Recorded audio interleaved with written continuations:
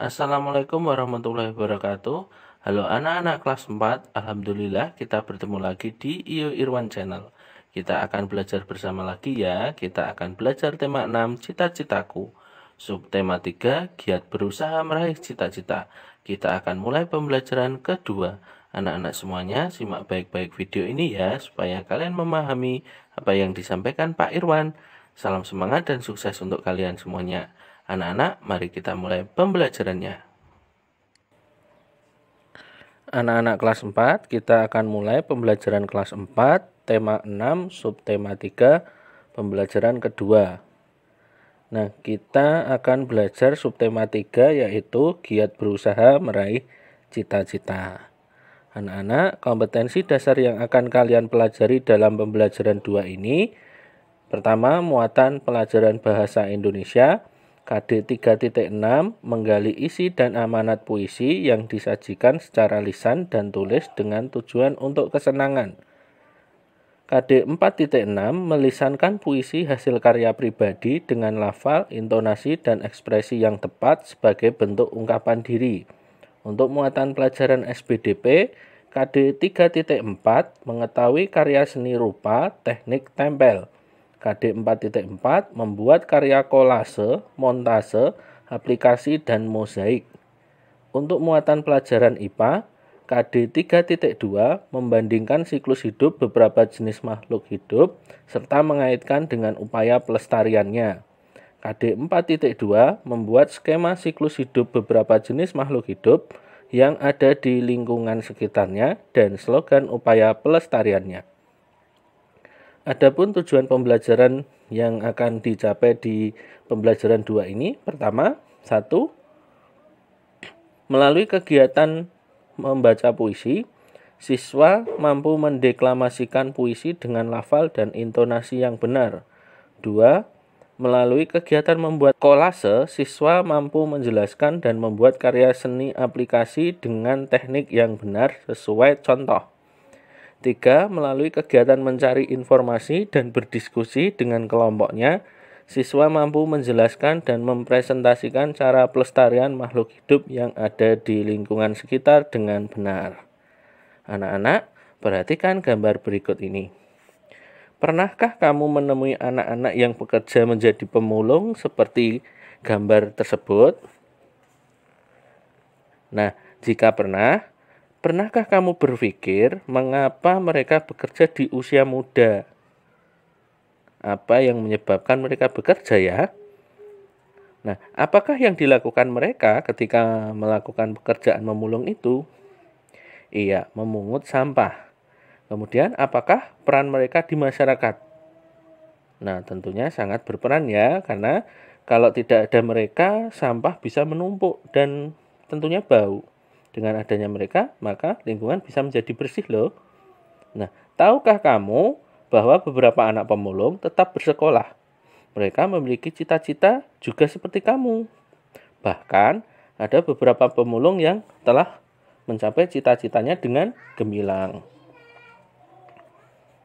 Jadi anak-anak, kamu tidak boleh memandang orang hanya berdasarkan status pekerjaannya atau status sosialnya. Kita memiliki harkat, martabat, dan derajat yang sama. Nah, semua orang memiliki kesempatan yang sama. Jadi, setiap orang memiliki hak untuk hidup, hak untuk mendapat penghidupan yang layak, hak untuk mendapat pendidikan.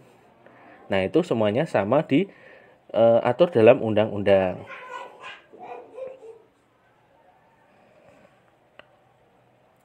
Selanjutnya anak-anak, ayo membaca.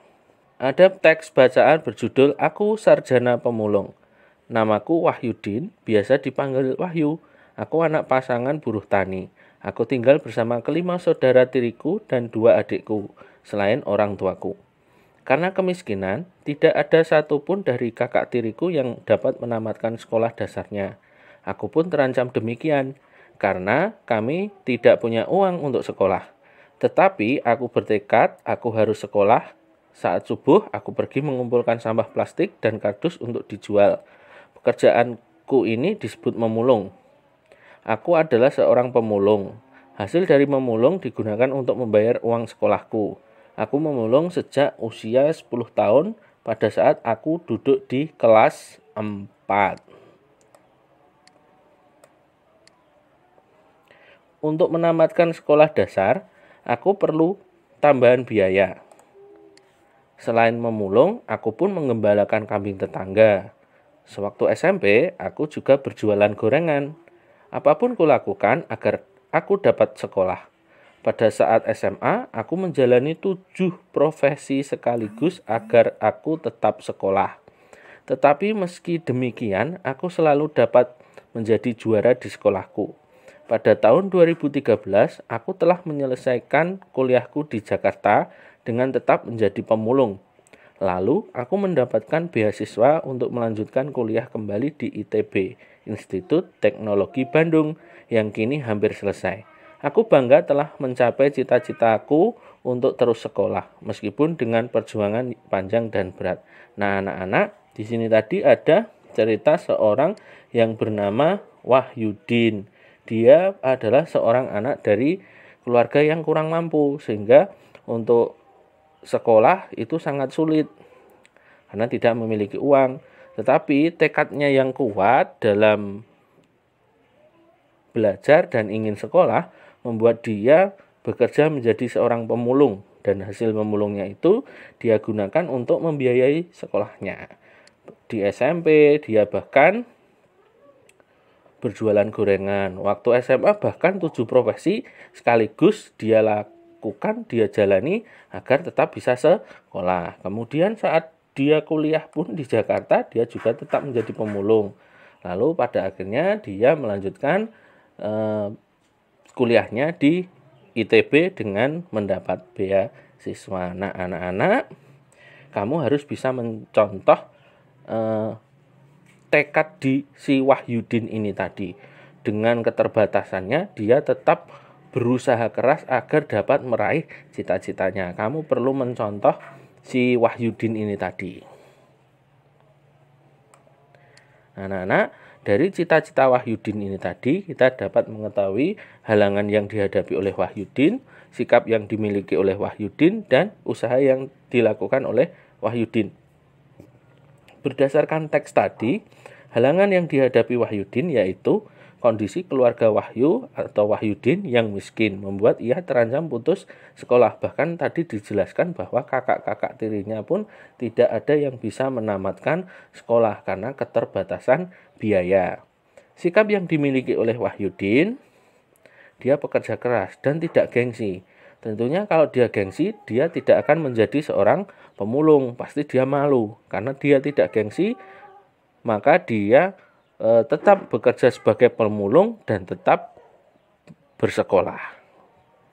Usaha yang dilakukan, dia menjadi pemulung waktu SD sejak kelas 4, kemudian menjual gorengan ketika di SMP, menggembala kambing tetangga, dan bahkan saat SMA juga menjalani 7 profesi yang berbeda. Nah, ini anak-anak, sikap yang sangat pekerja keras dari Wahyudin ini perlu kalian teladani dan contoh agar kalian bisa sukses dan dapat meraih cita-cita yang kalian inginkan.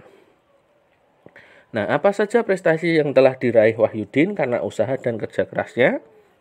Nah, dia mampu menamatkan kuliahnya di Jakarta dan menerima beasiswa kuliah kembali di ITB, Institut Teknologi Bandung. Nah, tentunya ini tidak hanya semua orang bisa, anak-anak. Ini perlu kerja keras dan perlu belajar dengan tekun untuk mendapat beasiswa ini. Tidak semua mahasiswa itu bisa mendapatkan beasiswa. Hanya mahasiswa-mahasiswa yang berprestasi dan menunjukkan kerja kerasnya. Sehingga Wahyudin ini dengan usaha yang pantang menyerah dan kerja kerasnya, dia berhasil menamatkan kuliah serta mendapat beasiswa. Apa kesimpulanmu terhadap usaha Wahyudin untuk meraih cita-citanya? Nah, dalam meraih cita-cita, Wahyudin bekerja dengan keras dan tidak pernah merasa malu dengan usahanya demi tercapai cita-citanya tersebut. Jadi Wahyudin ini tidak gengsi, tidak malu bahwa dia seorang anak petani, bahwa dia saat SD menjadi seorang pemulung, bahwa dia saat SMP menjadi penjual gorengan, atau saat SMA dia menjalani 7 profesi yang berbeda. Bahkan saat kuliah di Jakarta pun dia masih menjadi seorang pemulung. Nah, dengan sikap yang seperti itu, pantang menyerah dan tidak malu, maka dia berhasil. Nah, kamu bisa mencontoh itu, meskipun tidak harus kamu ikut-ikutan menjadi seorang pemulung. Jadi bukan berarti dengan meniru sikap si Wahyudin ini kamu harus menjadi pemulung itu. Tidak, tetapi kamu harus bekerja keras dengan kondisi yang kamu miliki. Dan tentunya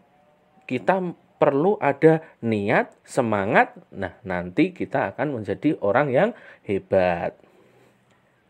Anak-anak, kita lanjutkan. Ayo membaca. Di sini ada sebuah puisi berjudul Sahabatku Seorang Pemulung, ciptaan D. Karitas. Nah, di sini ada beberapa bait, 1, 2, 3, 4. Ada 4 bait, di mana tiap baitnya terdiri dari 4 baris. Sehingga ini puisinya terdiri dari 16 baris. Nah, anak-anak, dalam membaca puisi kita perlu paham, yaitu penjedaan, di mana kita harus berhenti, di mana kita harus berhenti agak lama, di mana kita harus tetap lanjut. Nah, berhenti itu tadi dalam puisi itu bisa juga digunakan untuk mengambil nafas. Nah, dalam membaca puisi, penjedaan itu tidak boleh seenaknya, nanti akan mengurangi makna dalam puisi yang disampaikan, bahkan bisa mengurangi keindahan puisi tersebut. Nah, di sini akan Pak Irwan contohkan contoh penjedaan. Nah, ini seperti inilah contoh dari penjedaan dari puisi Sahabatku Seorang Pemulung. Nah, apakah harus seperti ini? Sebenarnya tidak. Jadi ini adalah contoh saja dalam membuat penjedaan. Misalnya, sahabatku seorang pemulung, tangan-tangan kecilmu begitu lincah mengais dan memilah sampah rumah. Kamu mencari plastik, bahkan kertas dan kardus. Berbekal karung dan tongkat kecil, kamu mencari dan menemukan barang-barang yang telah dibuang pemiliknya untuk ditukarkan kepada para pengepul. Aku mengagumimu, sahabatku. Kamu tidak pernah menyerah. Kamu tidak pernah mengeluh. Kamu selalu bersemangat. Semoga kamu dapat mencapai cita-citamu, seperti aku pun berjuang untuk itu. Mari kita saling mendukung untuk menjadi yang kita mau. Nah, kira-kira seperti itu dalam melakukan penjedaan sebuah puisi. Nah, kita lanjutkan ya. Tahukah kamu tentang kolase? Nah, anak-anak, kolase adalah teknik untuk membuat karya seni rupa 2 dimensi dengan cara memotong dan menempel. Bahan yang digunakan terdiri atas berbagai bahan seperti kertas, kain, kaca, logam, kayu, dan lainnya yang ditempelkan pada permukaan gambar. Nah, kolase ini adalah karya seni rupa anak-anak. Jadi, kita seperti menghias pola dengan tempelan potongan kertas, kain, kaca, atau logam, atau kayu, atau sejenisnya pada pola yang telah kita buat. Nah, tentunya kita beri lem dulu, kemudian kita tempelkan. Nah, setelah itu, warnanya kita juga harus memperhatikan warna-warna yang akan kita tempelkan tersebut, sehingga menghasilkan karya yang indah. Nah, anak-anak, kamu bisa mencoba untuk ayo berkreasi. Siapkan gambar bola pada lembar kertas. Nah, kamu bisa menyiapkan dulu gambar. Kamu bisa cari gambar di internet. Misalnya kamu cari gambar hitam putih tentang apa? Apa Doraemon, atau bebek atau kambing atau tokoh-tokoh kartun, tokoh-tokoh animasi yang kalian sukai. Kemudian buatlah potongan-potongan bahan, baik dari koran bekas, kardus, plastik, itu boleh. Dan 3, tempelkan potongan-potongan tersebut ke permukaan gambar yang telah disediakan. Nah, contohnya seperti ini. Nah, di sini ini ada contoh pada pola bebek ini. Dia menempeli dengan kertas. Kemudian di sampingnya ada gambar pot bunga dengan bunganya kita tempeli.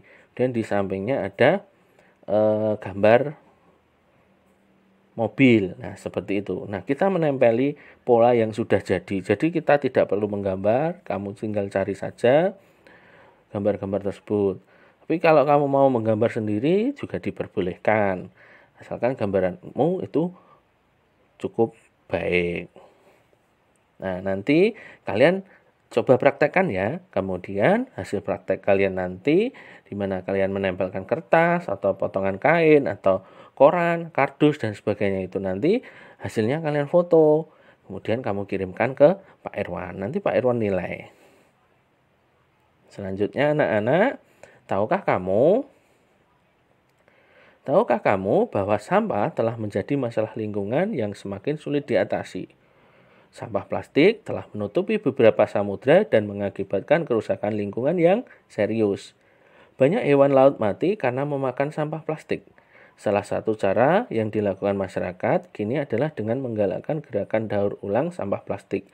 Tujuan mendaur ulang sampah plastik untuk memperpanjang usia pemakaian barang sehingga tidak perlu membeli untuk sementara waktu. Dengan demikian, jumlah sampah dapat dikurangi jumlahnya. Dengan melakukan penghematan penggunaan barang dari alam, kita telah melakukan usaha pelestarian makhluk hidup di sekitar kita. Nah, anak-anak, tidak bisa kita pungkiri bahwa plastik itu sangat banyak digunakan oleh masyarakat, baik dalam berbelanja, kemudian dalam membawa sesuatu, kemudian dalam membungkus sesuatu. Misalnya kamu beli gorengan, kamu beli sayur, kamu beli jajanan, kamu beli makanan ringan, itu biasanya pembeli itu akan meminta plastik atau penjualnya memberikan plastik kepada kita untuk memudahkan kita untuk membawa. Nah, namun jika kita tidak bijak dalam mengolah plastik itu, kita buang sampah sembarangan, maka plastik itu dapat mengotori tanah anak-anak karena plastik itu tidak bisa diuraikan. Jadi kalau sampah yang seperti dedaunan, kemudian kayu, sisa makanan, itu kan bisa membusuk. Kalau untuk plastik ini, dia tidak bisa membusuk anak-anak. Jadi plastik ini pun tidak dimakan oleh rayap, sehingga bisa jadi selama 1 tahun, 2 tahun, 3 tahun, atau bahkan 10 tahun, sampah plastik tersebut masih utuh.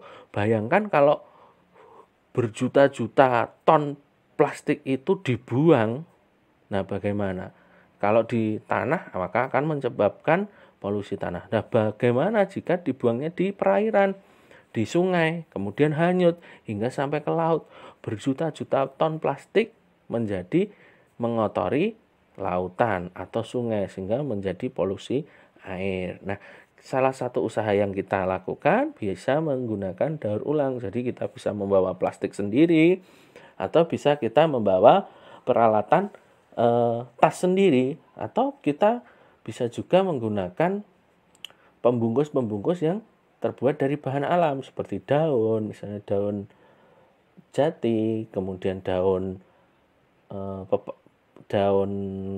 pisang, bisa juga dengan daun kelapa dan sebagainya. Nah, itu akan memudahkan kita untuk mengolah sampah karena sampah seperti itu yang terbuat dari alam bisa diuraikan dengan mudah, akan membusuk dan kembali menjadi tanah humus, bahkan tanah yang subur. Nah, anak-anak, kita lanjutkan. Mari kita membaca lagi.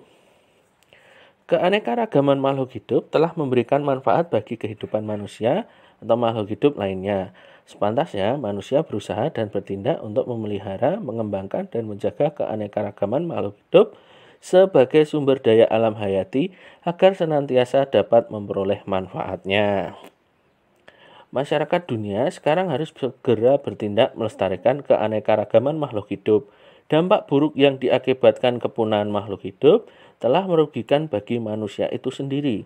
Di Indonesia, banyak jenis hewan dan tumbuhan asli Indonesia berada di ambang kepunahan, bahkan beberapa sudah punah. Pelestarian makhluk hidup dapat dilakukan melalui cara-cara diantaranya sebagai berikut. Upaya pelestarian tumbuhan. Upaya yang dilakukan sebagai berikut. A.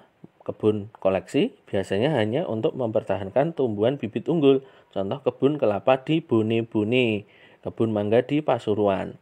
B. Kebun plasma nutfah merupakan perkembangan kebun koleksi. Contoh kebun plasma nutfah di Cibinong, Lipi dengan buah-buahan inti, talas, dan suwek. C. Kebun botani didirikan pada tahun 1817 di Bogor, terkenal dengan nama Kebun Raya Bogor.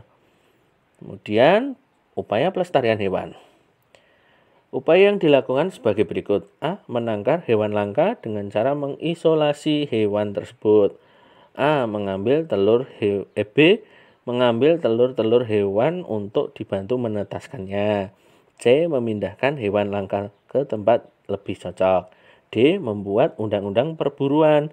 E. Menindak tegas para pelanggar dengan memberikan sanksi hukum sesuai hukum yang berlaku. Nah, anak-anak, itu adalah contoh-contoh dalam upaya pelestarian tumbuhan dan hewan. Nah, kita juga harus berperan dalam upaya pelestarian tumbuhan tersebut dan upaya pelestarian hewan.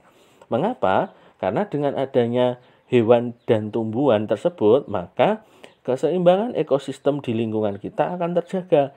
Nah, jika salah satu hewan tersebut mengalami kepunahan, maka secara otomatis keseimbangan ekosistem di lingkungan tersebut akan terganggu. Mengapa? Karena ada konsumen yang hilang.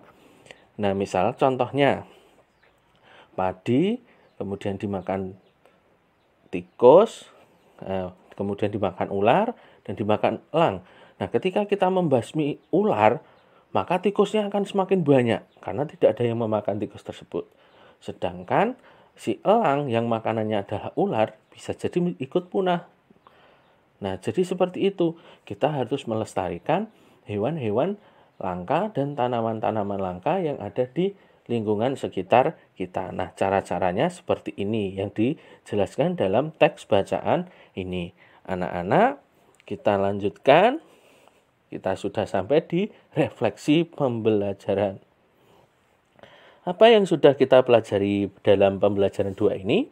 Pertama, kita tadi sudah menentukan jeda pada puisi. Nah, ingat anak-anak, penjedaan dalam puisi ini akan menyebabkan puisi tersebut menjadi lebih indah dan lebih bermakna. Bahkan dengan salah jeda, maka bisa jadi salah makna. Contoh sederhana, tikus makan kucing mati. Nah, kita jeda tikus makan kucing mati. Tikus makan kucing mati. Nah, akan membuat makna yang berbeda. Itu hanya contoh penjedaan. Kita lanjutkan, kita sudah mempelajari tentang membuat kolase. Ingat, kolase tadi adalah karya seni rupa 2 dimensi dengan melakukan menempel potongan kain, kertas, kayu, dan sebagainya. Selanjutnya, kita sudah mempelajari tentang upaya pelestarian tanaman dan hewan. Kamu juga harus menjadi agen yang melestarikan tanaman dan hewan tersebut. Upaya-upaya yang bisa kalian lakukan, bisa kalian simak kembali di teks bacaan. Jadi anak-anak, kalian harus rajin belajar. Tetap semangat meskipun melalui pembelajaran online. Jangan lupa untuk tetap menjaga kesehatan. Mematuhi protokol kesehatan dengan memakai masker, mencuci tangan dengan air mengalir, dan jangan lupa untuk menjaga jarak. Sampai jumpa di pembelajaran berikutnya. Wassalamualaikum warahmatullahi wabarakatuh.